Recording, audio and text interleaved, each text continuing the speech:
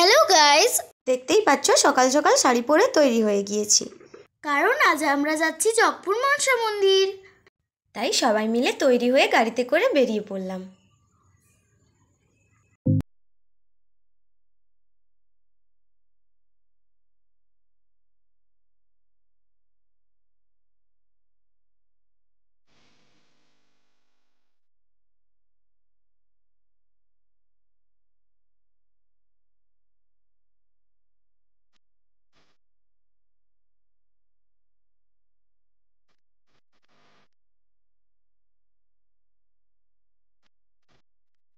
আমাদের বাড়ি থেকে বেশি দূরে নয়, তাই আমরা তাড়াতাড়ি পৌঁছে গেলাম। সামনে পার্কিংয়ে গাড়ি থেকে নেমে হেঁটে হেঁটে যাচ্ছিলাম।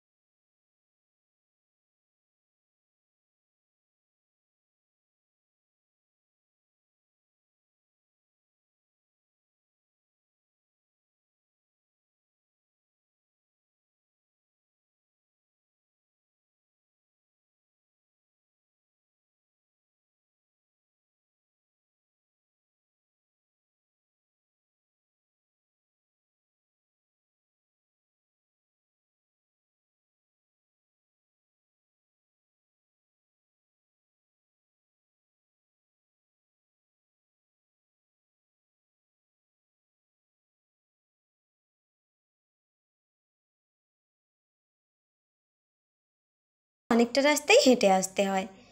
শেষমেশ আমরা পৌঁছে গেলাম।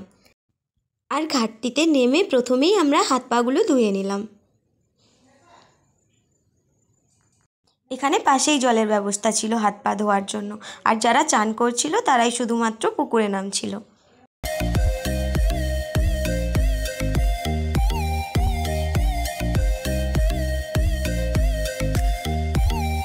এবার আমরা চলে গেলাম দোকানের দিকে পুজোর সামগ্রী কেনার জন্য। একসাথে লাইন করে অনেক দোকান, আর সবাই আমাদের ডাকছিল, তাই আমরা সবাই আলাদা আলাদা দোকানে ঢুকলাম। দোকানগুলোতে সব কিছুই এরকম সামনে সাজানো থাকে, আর ওখান থেকেই ওনারা ঝুড়ি দেন পুজো দেওয়ার জন্য। এই ঝুড়িতে করেই যা যা নেওয়ার নিয়ে পুজো দেওয়া হয়, আর শেষে ঝুড়িটি ফেরত দিয়ে যেতে হয়। সব কিছু কিনে নেওয়ার পর ওই দোকানেই ব্যাগ রেখে আমি আগে পুজো দিয়ে এসেছিলাম, কারণ এখানে নিজেদেরই পুজো করতে হয়। তারপর এসে আবার ভিডিওটি শুরু করলাম। এখানে লাইন করেছিল সবগুলোই পুজোর সামগ্রীর দোকান।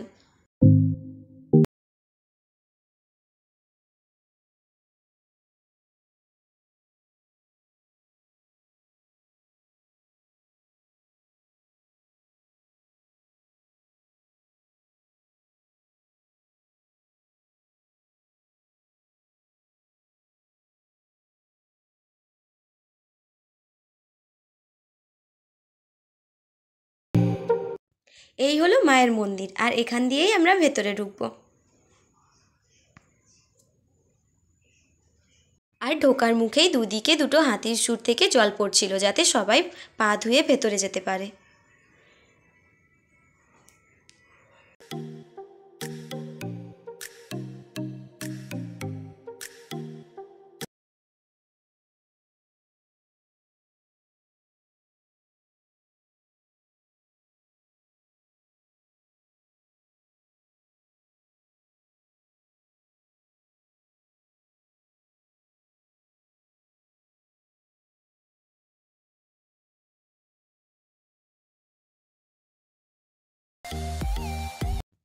এখানে সাজানো ছিল মায়ের ছোট বড় অনেক রকম মূর্তি। যারা মানত করেন তারা এখানে এসে এই মূর্তিগুলো দিয়ে যান।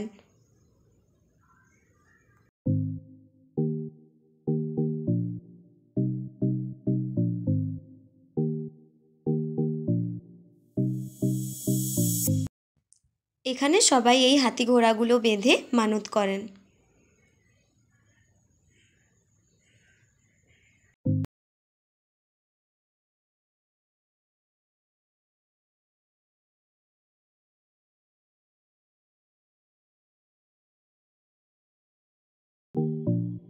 আর এই উপরে হয় মায়ের পুজো, যেখানে সবাই দাঁড়িয়ে পুজো করছিলেন।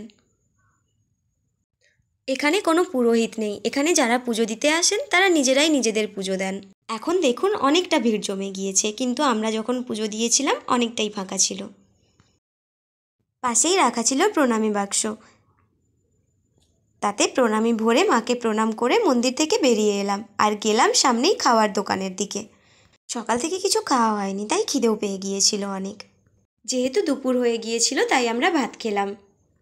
ভাতের সাথে দিল আলু ভাজা, ডাল, এঁচোড়ের তরকারি, শুক্তো আর শেষে দিল চাটনি।